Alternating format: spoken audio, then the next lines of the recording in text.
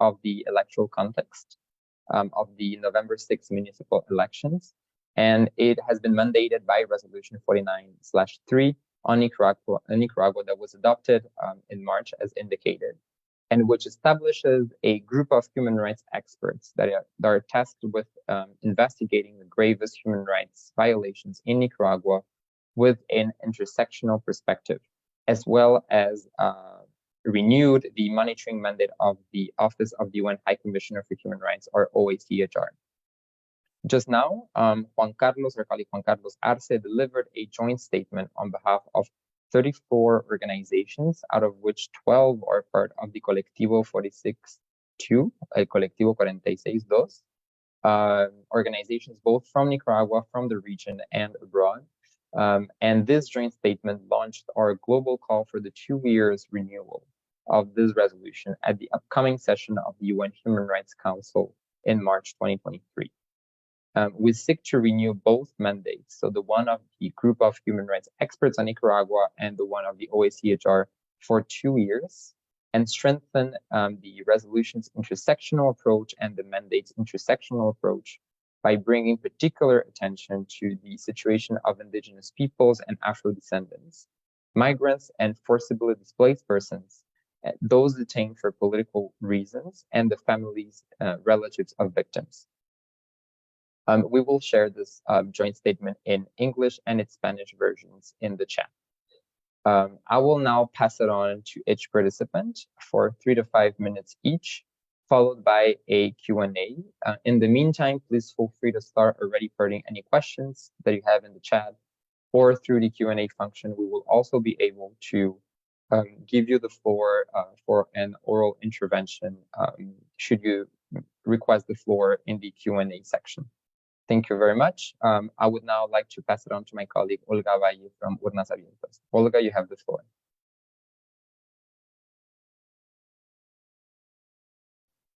Muchas gracias, Rafael. Buenos días a todas las personas que hoy nos acompañan.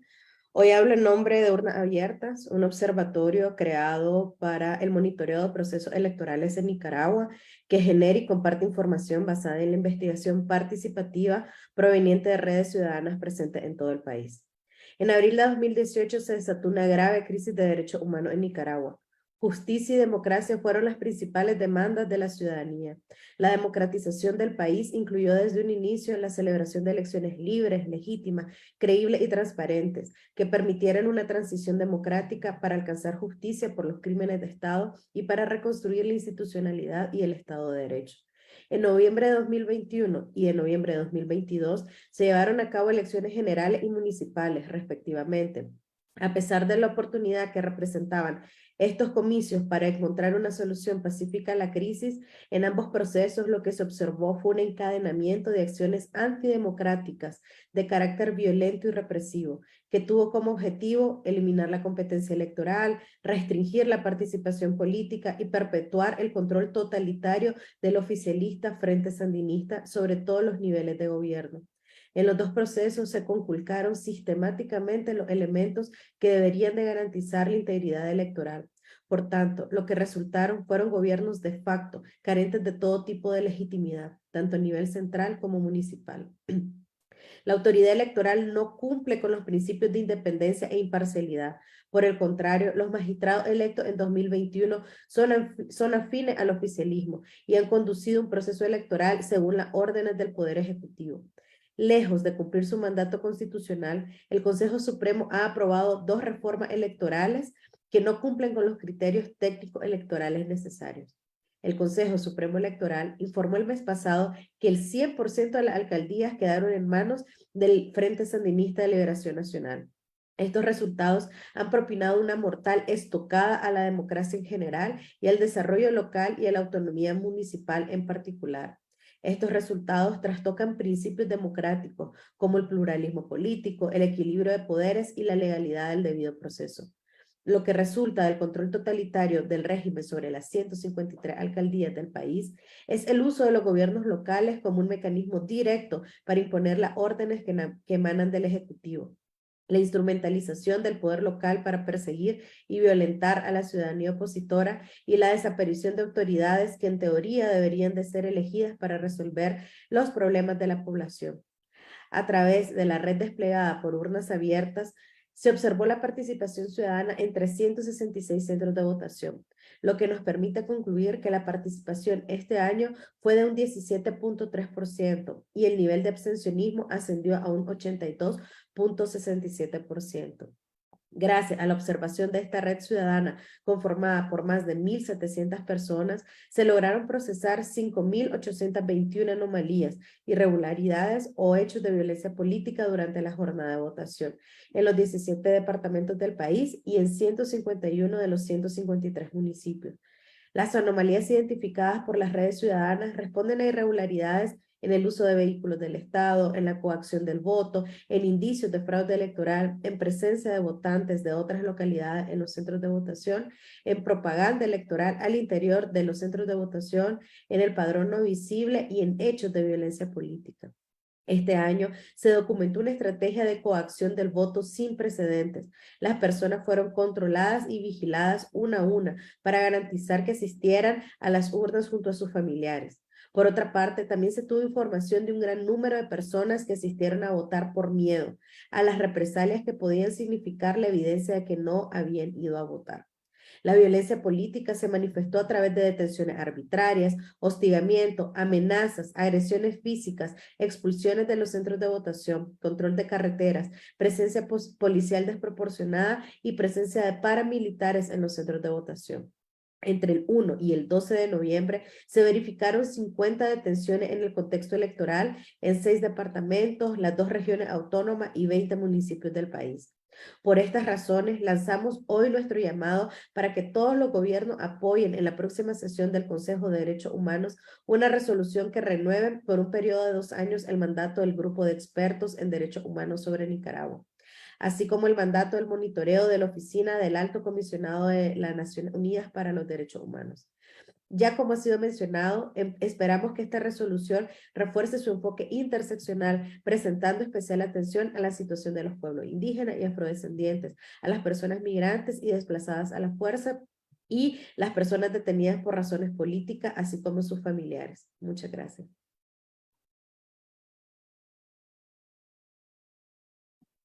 Thank you very much, Olga. Now I would like to turn to my colleague, Juan Carlos. Juan Carlos, you have the floor.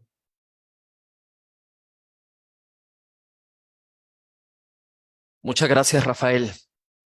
Represento al colectivo de Derechos Humanos Nicaragua Nunca Más, una organización conformada por defensoras y defensores exiliados en 2018, que desde Costa Rica documenta violaciones de derechos humanos. Desde 2018, la población nicaragüense vive una represión imparable, marcada por la implementación de un Estado policial de facto, un gobierno que se sostiene únicamente por la violencia de sus fuerzas policiales y parapoliciales, por la impunidad como política de Estado, el terrorismo de Estado y una institucionalidad en ruinas. Además, por la implementación de un combo de leyes represivas y el intento de darle legalidad a prácticas violatorias a los derechos humanos. En el 2022, la represión se centró en la reducción del espacio cívico democrático mediante el cierre arbitrario de organizaciones de la sociedad civil, la continuidad de una política de Estado basada en la persecución, en el hostigamiento a quienes le adversan, la judicialización de las voces disidentes utilizando ese paquete de leyes represivas. En los últimos 4 años, el régimen ha ilegalizado más de 3.000 organizaciones de la sociedad civil. Solamente en 2022 ha ilegalizado al menos 3.000 organizaciones, entre ellas instituciones universitarias, organizaciones de derechos humanos, de mujeres, asociaciones médicas, asociaciones de periodistas, asociaciones empresariales, ambientales, así como centenares de organizaciones internacionales. Estos procesos se realizaron arbitrariamente por parte del Ministerio de Gobernación y de la Asamblea Nacional y en algunos casos concluyeron con la confiscación de los bienes y activos de estas organizaciones, acción proscrita en la Constitución Política Nicaragüense. La actual estrategia del régimen podría llevarnos a 3.500 organizaciones ilegalizadas al culminar este año. A manera de ejemplo, Entre las organizaciones canceladas se encuentran 175 organizaciones de mujeres y niñez, 35 organizaciones de derechos humanos, 118 dedicadas al cuidado y preservación del medio ambiente y 60 organizaciones indígenas y autonómicas. En un país en el que ya no existe Estado de Derecho, la desaparición de estas organizaciones tiene enormes impactos en todas las dimensiones de la vida de la población nicaragüense. Con la cancelación de la personalidad jurídica de estas organizaciones, tanto Naciones Unidas como la Comisión Interamericana han denunciado un claro patrón de represión del espacio cívico en contra de voces disidentes, incluidos periodistas, defensores de derechos humanos, actores de la sociedad civil, académicos, estudiantes, así como integrantes de la Iglesia Católica. Cabe destacar que estas organizaciones ilegalizadas contribuyeron de manera significativa a diferentes temáticas esenciales en la mejora de las condiciones de vida y en el acceso a los derechos humanos de la población atendida. Su ilegalización fue el resultado de una práctica estatal dirigida a dejarlas en indefensión. Es decir, hubo acciones y omisiones del Ministerio de Gobernación para dejarlo en situación de ilegalidad. Ello previo a la decisión de cancelar las personalidades jurídicas. El cierre de estas organizaciones no solo ha tenido como objetivo acallar a las voces disidentes, sino además criminalizar el pensamiento crítico y el ejercicio de ciudadanía. Su cierre ha generado impactos económicos, sociales y ambientales, dejando en mayor desprotección a la población, quienes han quedado en una mayor vulnerabilidad al no haber ninguna institución estatal que asuma las funciones que las organizaciones cumplían. La ilegalización de estas organizaciones también provoca el desplazamiento forzado sin precedentes en la historia de Nicaragua. Solamente en este año, más de 200,000 nicaragüenses se han visto forzados a salir del país, entre ellos centenares de trabajadores y miembros de las organizaciones ilegalizadas, que debido a la persecución, a la criminalización y en algunos casos judicialización, han tenido que salir del país para preservar su vida y libertad personal. En 2022, somos la población que más ha solicitado asilo después de los afganos. Sin duda, vivimos en Nicaragua una crisis de derechos humanos de dimensiones inimaginables, situación que debe llevar a una acción contundente de la comunidad internacional frente a estas graves violaciones de derechos humanos. Por estas razones, lanzamos hoy nuestro llamado global a la renovación por 2 años de la resolución sobre Nicaragua, que establece el grupo de expertos en derechos humanos sobre Nicaragua, así como el mandato de monitoreo de la Oficina del Alto Comisionado de Naciones Unidas para los Derechos Humanos. Hacemos un llamado a todos los gobiernos a que apoyen esta resolución. Queda claro que en este contexto, marcado por profundas violaciones de derechos humanos en perjuicio del pueblo nicaragüense, la salida de esta crisis no será posible sin el apoyo decidido de la comunidad internacional y de sus mecanismos de protección. Muchas gracias. Thank you very much, Juan Carlos, for your intervention. Now I would like to give the floor to Alexandra. Alexandra, you have the floor. Muchas gracias. Buenos días. Yo estoy en representación de la Unidad de Defensa Jurídica. Quisiera manifestar y reiterar pues, que en Nicaragua la situación de derechos humanos continúa deteriorándose, sin que a la fecha el gobierno haya mostrado voluntad política de afrontar la crisis sociopolítica y económica en que ha sometido al país. Además, de hacer caso omiso a las recomendaciones formuladas por órganos y mecanismos internacionales de derechos humanos, situación que empeora cada día ante la escalada en la estrategia de represión. En esta semana, el Ministerio Público presentó acusación en contra de Monseñor Rolando Álvarez, después de haberlo mantenido detenido y en aislamiento en su casa durante 130 días sin fundamento alguno. El judicial, además de admitir la acusación, giró orden de captura en contra de otro sacerdote que ante las amenazas se había visto obligado al exilio. Por otra parte, la Policía Nacional detuvo a 3 personas sin orden judicial y de forma violenta, de las cuales una continúa en cárcel, además de allanamientos ilegales. La Corte Suprema de Justicia, por su parte, confirmó en casación las sentencias condenatorias en contra de Ana Margarita Vigil, Nidia Barbosa, Lester Alemán, Francisco Aguirre Sacasa y Miguel Mora. A esto se suman al menos 235 personas detenidas por razones políticas, entre los que se encuentran opositoras activistas, líderes. ¿Me escuchan? ¿Me escuchan? Ok. entre los que se encuentran líderes sociales y religiosos, periodistas, defensores de derechos humanos, empresarios, políticos, familiares de quienes han perseguido e incluso ciudadanos que se atrevieron a pensar distinto sin estar organizados y que desde 2018 permanecen en cárcel, por lo que ya el próximo año algunos cumplirán 5 años de injusto encarcelamiento. Reconocemos que la cifra debe ser mayor, pero no se logra determinar debido a la grave disminución de la denuncia y el silenciamiento de los actos de hostigamiento y detención en nuestro país, como consecuencia de la política de terror instaurada por parte del Estado en contra de quien se atreve a alzar su voz.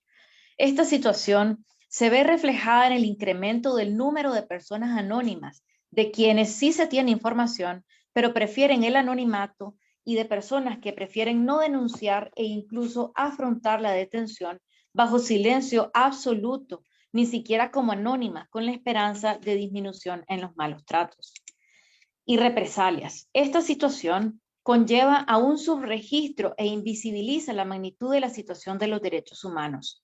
Entre octubre a noviembre, al menos 59 personas procedentes de distintos departamentos, tanto Pacífico, Centro como Caribe, fueron detenidas, puesto que la represión no ha tenido un límite geográfico y, contrario a disminuir, ha tenido una aterradora escalada en contra de familiares de presos políticos, quienes han sido objeto de detención, persecución y tratos degradantes, obligando a muchos a salir del país. Esta situación deja en total abandono a las personas privadas de libertad por motivos políticos, por tener a los familiares que les visitaban en cárcel o quienes fueron forzados al exilio por el constante hostigamiento, persecución y amenazas a su libertad. Recientemente, Rodrigo Navarrete, tío del preso político Jaime Navarrete, quien está detenido por segunda vez desde el 2019 y que su tío era el único familiar que le visitaba, está detenido. Y en el caso de Oscar Telles, sobrino de Dora María Telles, quien fue detenido durante una visita familiar por reclamar ante la requisa abusiva a la que estaba siendo sometido.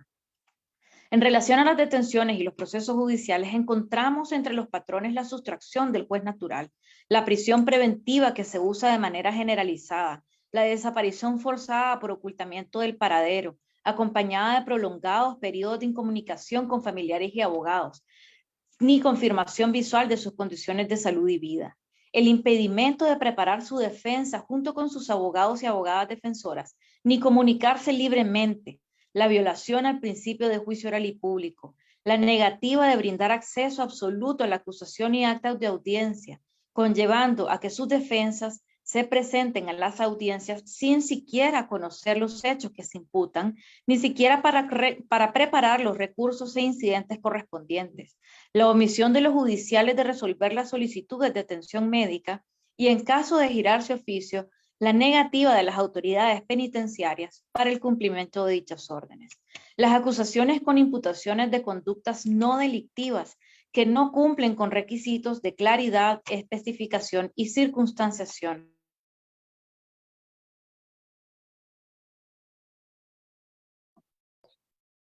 Thank you very much, Alexandra. I don't know if I'm not sure if your camera froze. I think maybe your camera froze. Okay, we might get back to you perhaps later, so you can perhaps finish your statement. Yeah, perhaps just to chip in and to share a couple of additional points before we can revert back to Alexandra, and we can open the floor for any questions if there's any. Just to flag a couple of additional points. The first one being the documented lack of cooperation by the Nicaraguan government with the UN mechanisms. The Colectivo 46.2 has been sort of consistently documenting and monitoring the government's degree of cooperation with the different UN bodies. This has taken various forms. The first one has been the cooperation of the government with the UN treaty bodies, that is the committees that review the compliance of the government with the obligations in international human rights treaties that the Nicaraguan state has itself voluntarily ratified. And we have been really appalled by the unprecedented refusal to cooperate with UN treaty bodies. And this has been evidenced by the refusal to either respond to questions or even just attend or sit down at reviews that are an obligation under these treaties. So at reviews by 5 UN committees on torture, on women's rights, on racial discrimination, on economic, social, and cultural rights, on civil and political rights, and most recently by the refusal to allow a confidential visit by the Subcommittee on the Prevention of Torture, which is one of the 2 UN anti-torture bodies. The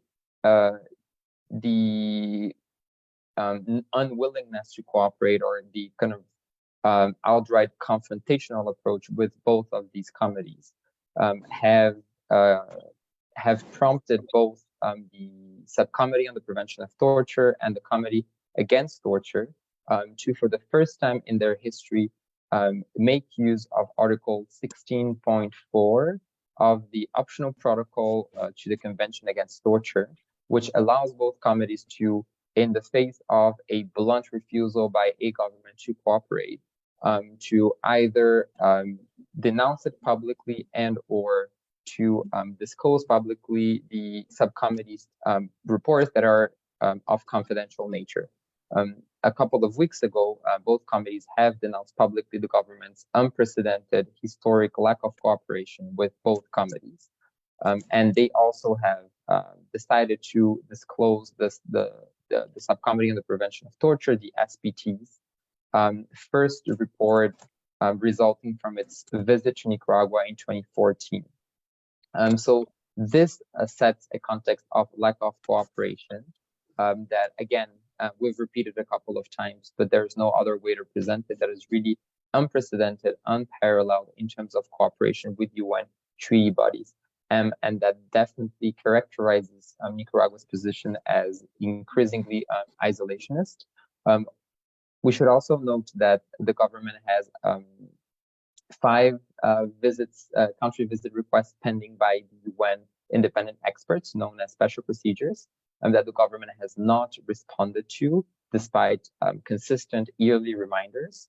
And lastly, when it comes to cooperation with the OACHR and with the Human Rights Council, in light of the recommendations that come from both organs, the Nicaraguan government has not implemented any of the recommendations from the OACHR reports, which has been explicitly called out by the OACHR and by the High Commissioner in previous instances.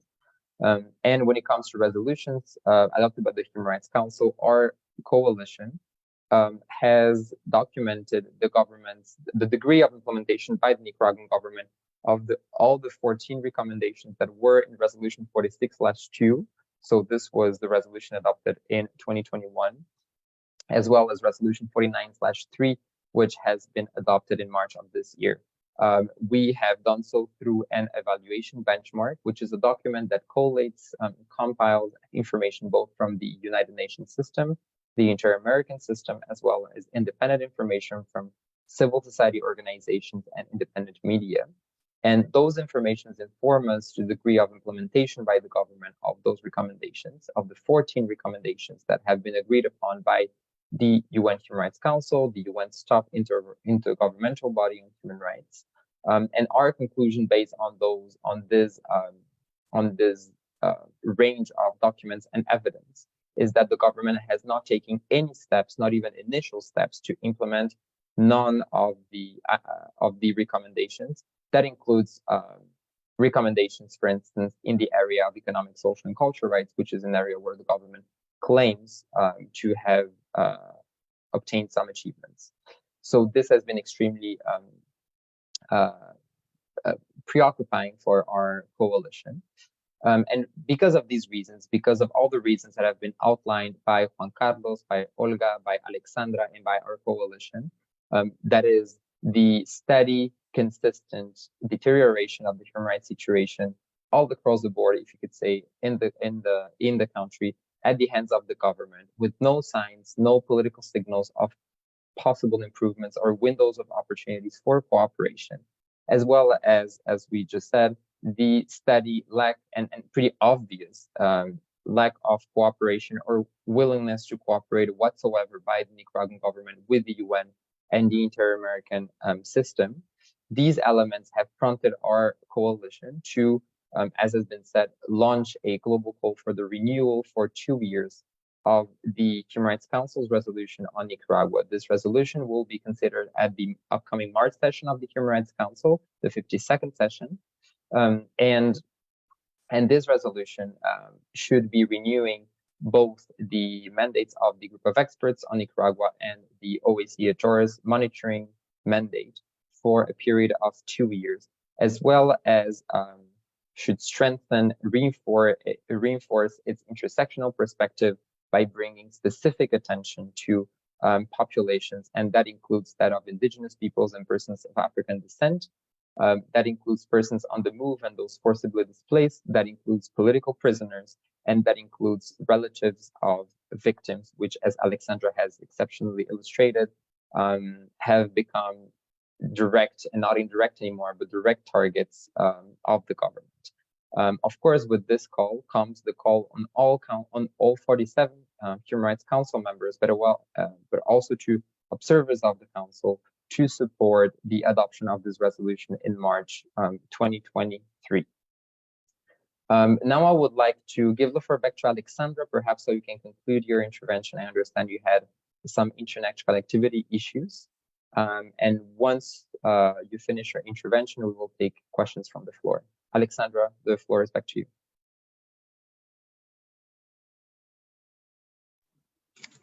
Muchas gracias. Mis disculpas por fallos tecnológicos en realidad.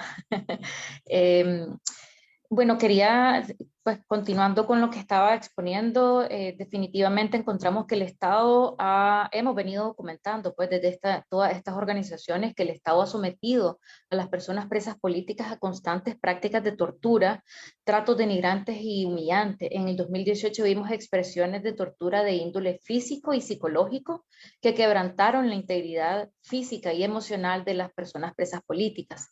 Y a partir del 2019 vemos un cambio en la estrategia de tortura hacia la privación sensorial, la cual se ha centrado en este momento en privar a las personas presas políticas de elementos fundamentales como son el sol, el aislamiento total en situación de oscuridad y penumbra, porciones de comida y reducciones calóricas en su mínima expresión, humillaciones, falta de acceso a atenciones médicas, celdas que no cumplen con los protocolos por las reglas de Nelson Mandela, negación de contacto físico y afectivo con sus seres queridos y esencialmente con sus hijos.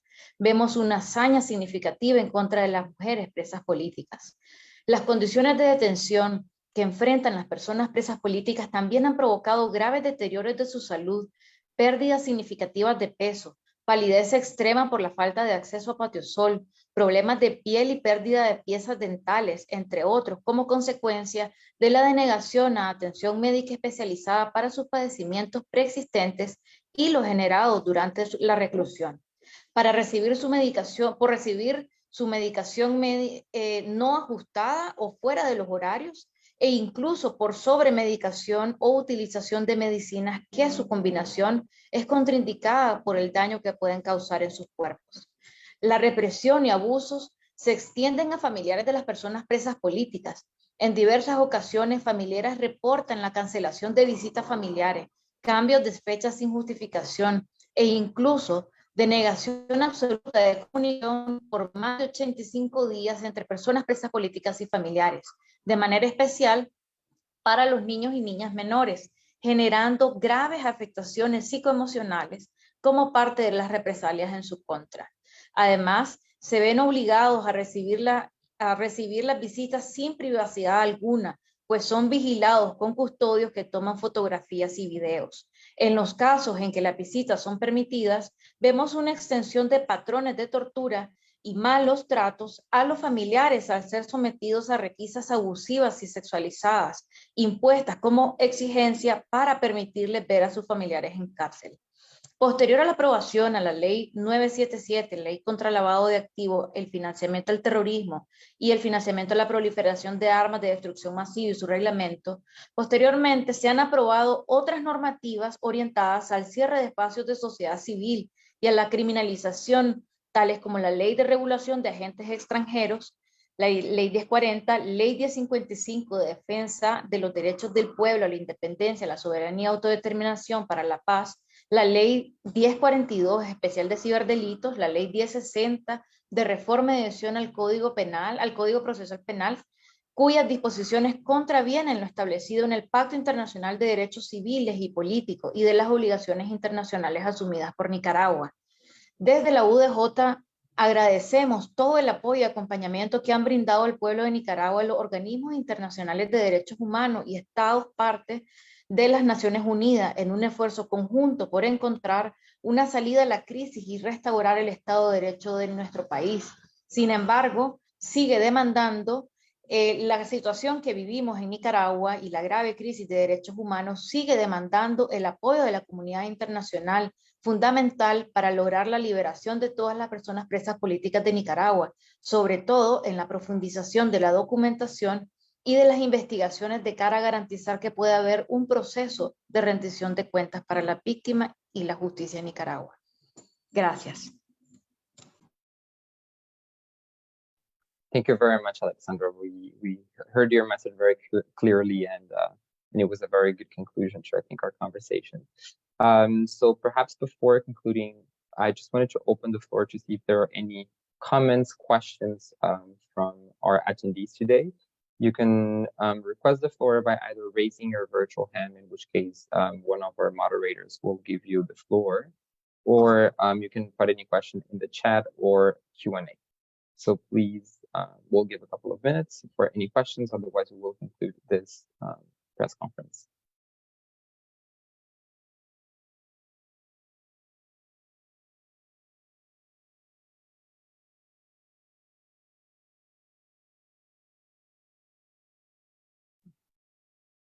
I see no hands, in which case we will conclude this this conversation. And I would like to thank warmly my colleagues today. Oh, I see one question perhaps in the Q&A function, which is what would be the advantage of extending the mandate of the group of experts for 2 years instead of 1 year? I will perhaps, before responding to this question, wait 1 minute more to see if there's any other question.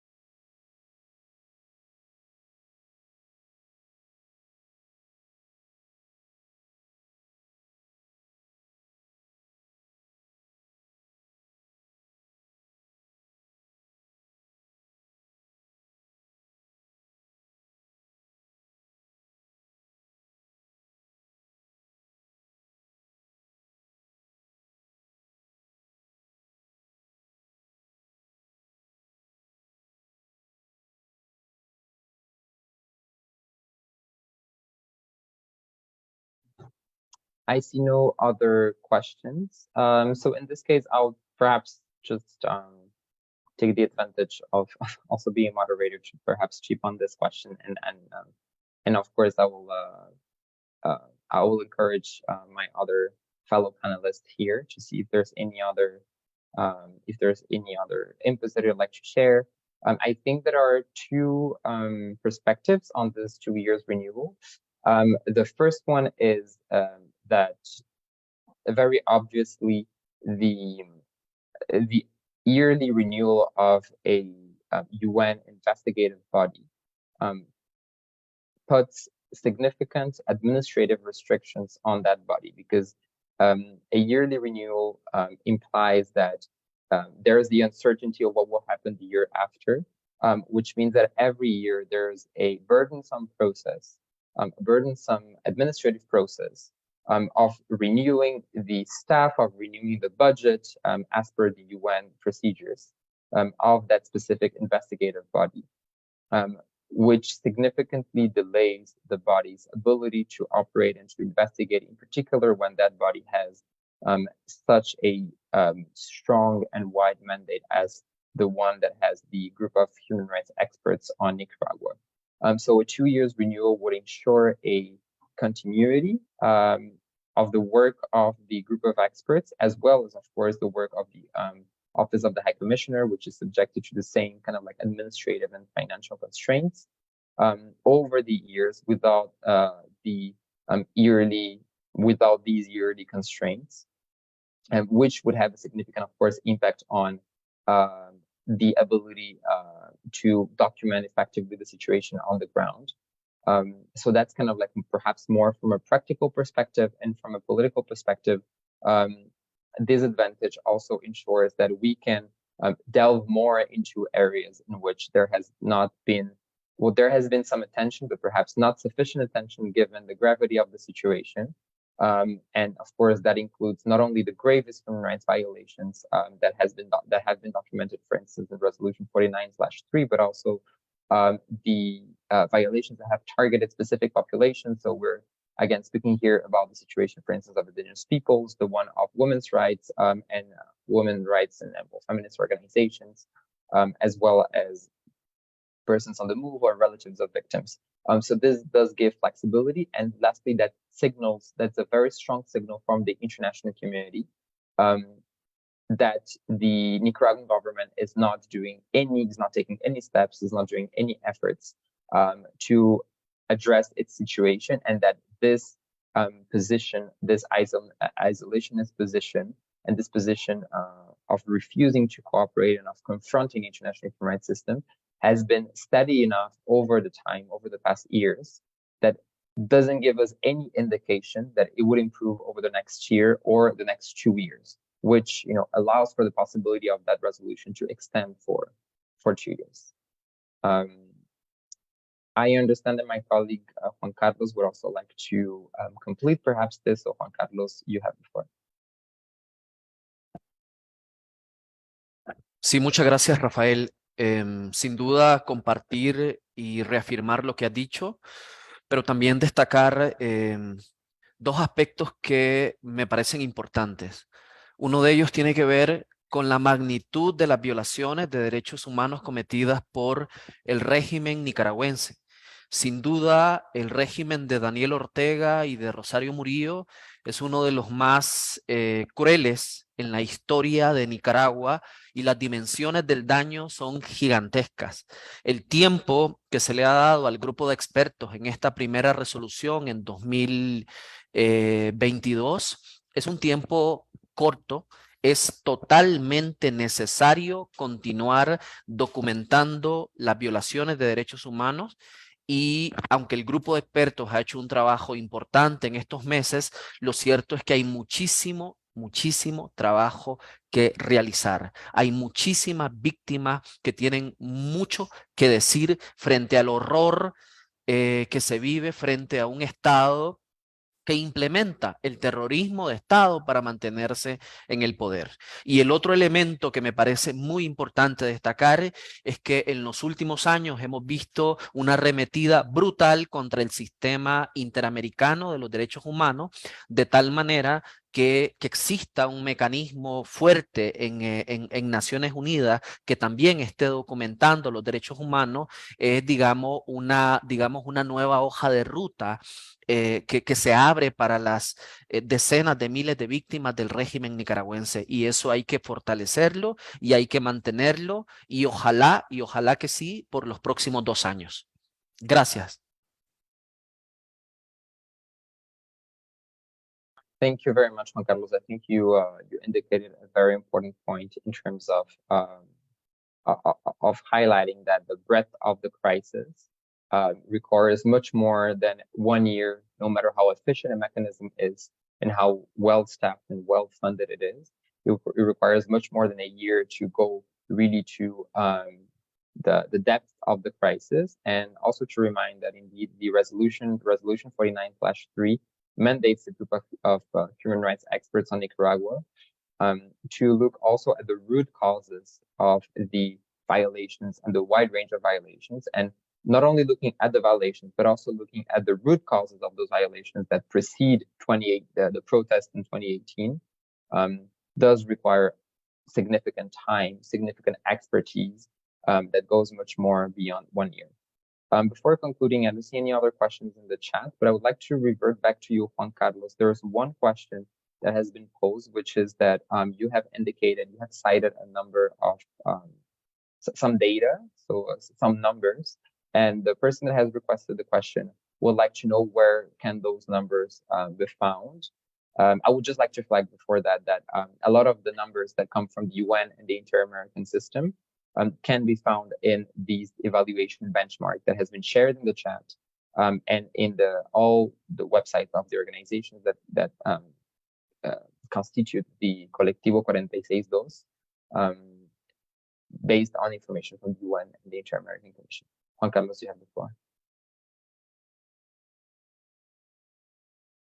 Sí, Rafael, si me permitís solamente 20 segundos en relación a las cifras. Por ejemplo, nosotros como colectivo Nicaragua Nunca Más hacemos un monitoreo exhaustivo del número de organizaciones que han sido ilegalizadas y tenemos reportes en ese sentido. También yo podría compartir a los correos que me indiquen si requieren esos reportes para enviárselos. En relación a las cifras de exilio, señalar que solamente el gobierno de Costa Rica ha señalado hasta septiembre de este año más de 50,000 solicitudes de refugio solamente en Costa Rica. Y en relación a las cifras hacia Estados Unidos, que es un poquito más complicado, pero la patrulla fronteriza de Estados Unidos ha señalado más de 130,000 solicitudes solamente este año. Entonces, realmente las cifras de personas desplazadas forzadas como resultado de la violencia política en Nicaragua es muy alta. Es difícil dar un número determinado, pero es muy alta desde 2018. Solamente recordar que en 2022 la unidad de refugio en Costa Rica informó que se habían hecho solamente en 2022, en 2021, 52,800 solicitudes de refugio. Es decir, nunca antes en la historia de Nicaragua había habido tantas solicitudes de refugio en Costa Rica. Señalar que en 2018 el número de solicitudes hasta marzo de ese año fue de 4 solicitudes. Y a partir de 2018 el número de solicitudes solamente en Costa Rica ha sido de decenas de miles de nicaragüenses que se han visto obligados a salir del país. Pero esa cifra y esos datos los tenemos registrados en nuestros reportes, podemos también compartirlos con muchísimo gusto.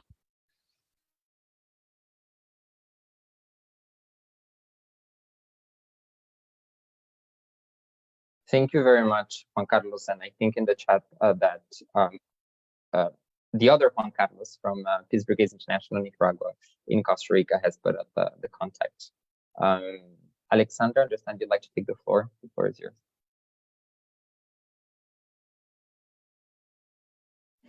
Sí, yo solo quería sumar a la importancia de la renovación del mandato por 2 años.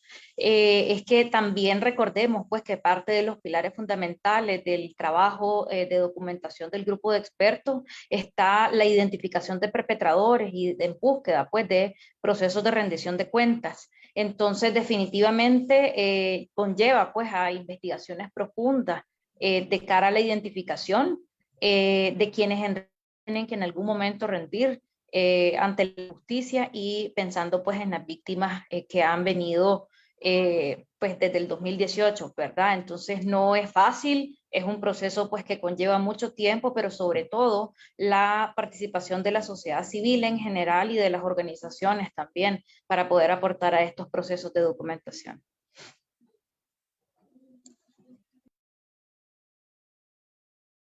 Thank you very much, Alexandra. I don't see any other requests for the floor nor any questions put in the Q&A. So unless there's any last urgent hand, I would like to conclude this press conference by thanking everyone that has been able to join us today as an attendee, either through the Zoom webinar or through the Facebook Live or other live stream platforms. I would also like, of course, to thank all the panelists that we had today and for your incredibly courageous and consistent work to bring the attention of the international community to the situation in Nicaragua and ensure that it's not forgotten, but instead that we strengthen our collective efforts to respond, address, and ensure that the government is held accountable for extremely grave human rights abuses. So I'll conclude this press conference by also flagging that all the information that has been shared is accessible on the website of the Colectivo 46.2, Mecanismo para Nicaragua.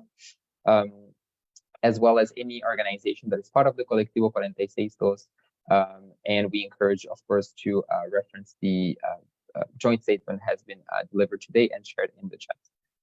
Thank you very much, those joining from Central America, those joining from Europe or the US or other regions. We wish you a very good day or end of afternoon or evening.